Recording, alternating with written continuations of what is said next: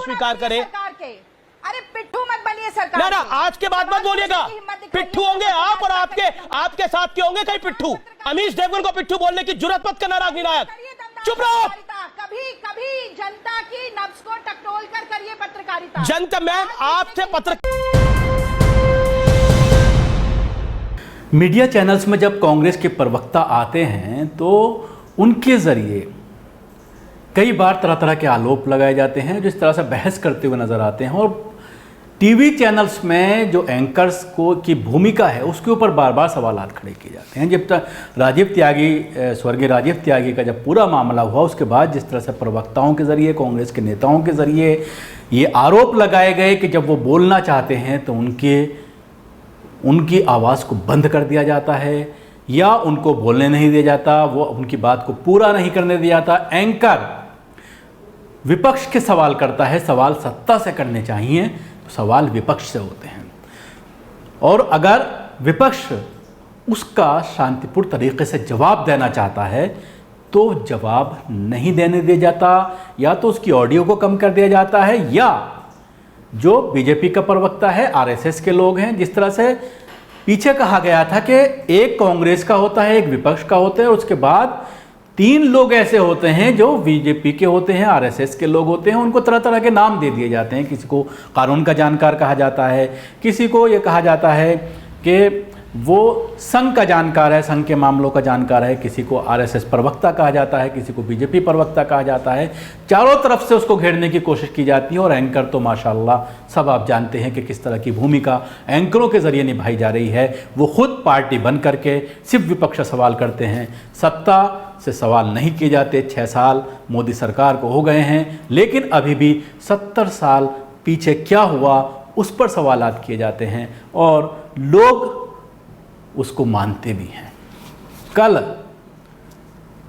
अमीश देवगन के शो में जिस तरह से रागिनी नायक ने अमीश देवगन को लताड़ने की कोशिश की, जिस तरह से उसके ऊपर आरोप लगाया और अमीश देवगन तिलमिला उठे, पहले आप इस वीडियो को सुनिए। स्वीकार करे। अरे पिट्ठू मत बनिए सरकार। ना ना, आज के बाद मत बोलिएगा। पिट्ठू होंगे आप और आपके साथ के होंगे कई पिट्ठू। अमीश देवगन को पिट्ठू बोलने की जुर्रत मत करना राग विनायक, चुप रहो। कभी जनता की नब्ज को टटोल कर करिए पत्रकारिता। जनता मैम आपसे तो देखा आपने, कांग्रेस की जो प्रवक्ता हैं, नेशनल प्रवक्ता हैं डॉक्टर रागिनी नायक, छात्र नेता रही हैं और अच्छा बोलती हैं, अक्सर फेसबुक पर भी लोगों से संवाद करती हैं।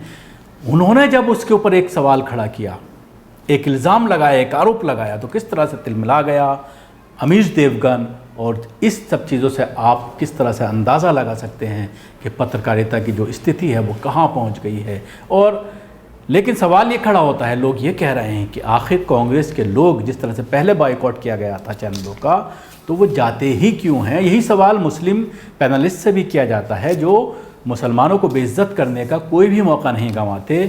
किसी भी मामले पर वो पहुंच जाते हैं, सिर्फ उसका पैमाना ये होता है कि आपके दाढ़ी होनी चाहिए, आप टोपी लगाने वाले होने चाहिए, आपकी छवि मुसलमान जैसी होनी चाहिए। किसी को भी वहाँ पर ला करके बिठा दिया जाता है। और जो गेस्ट कोऑर्डिनेटर है वो पहले जब उस पैनलिस्ट को, ख़ासतौर से मुस्लिम पैनलिस्ट को जब फ़ोन करता है और वो पूछते हैं कि किस मामले पर बहस है, और उनसे ये पूछा जाता है कि इस मामले को लेकर आपकी क्या राय है, अगर वो उनके मनमुआफ़िक़ जवाब देता है, अगर वो उनके मतलब का होता है तो उसको डिस्कशन में बुलाया जाता है, और अगर वो उनके मनमुआफ़िक़ जवाब देने वाला नहीं होता है, उसका कहना कुछ एंटी होता है, जिस मकसद के लिए उस बहस को ऑर्गेनाइज़ किया जा रहा है, उसमें अगर उनका मकसद पूरा नहीं होता, सांप्रदायिकता को फैलाने का जो उनका मकसद है वो पूरा नहीं होता, तो उसको चैनल्स पर नहीं बुलाया जाता, उसको डिस्कशन में नहीं बुलाया जाता। तो सवाल बार बार मुस्लिम पैनलिस्ट से, ख़ासतौर से सोशल मीडिया पर ये सवाल खड़ा किया जाता है। हालांकि बहुत सारे चेहरे ऐसे हैं जो अब चैनल पर नहीं जा रहे हैं, जो अक्सर दिखाई देते थे और लगातार वो बाइकआउट कर रहे हैं। कभी कभी जो है वो पहुंचते हैं जब ऐसा लगता है कि आज जाना ज़रूरी है, लेकिन 95% लोग ऐसे हैं जो चैनल पर जाते हैं तो बेइज्जती कराते हैं, ख़ासतौर से मुस्लिम पैनलिस्ट, और पूरे मामले की उनको जानकारी नहीं होती।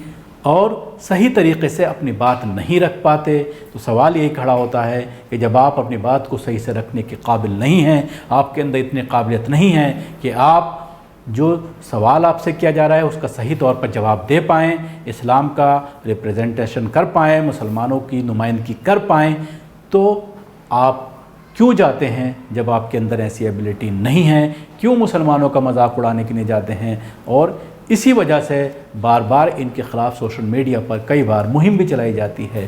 तो यही सवाल कांग्रेस से है कि आखिर अपनी बेइज्जती कराने के लिए क्यों जाते हैं? इस तरह की बहस में नहीं जाना चाहिए। शुक्रिया। आपको हमारे प्रोग्राम कैसा लगा ज़रूर बताएं। हमारे यूट्यूब चैनल को सब्सक्राइब करना ना भूलें। धन्यवाद।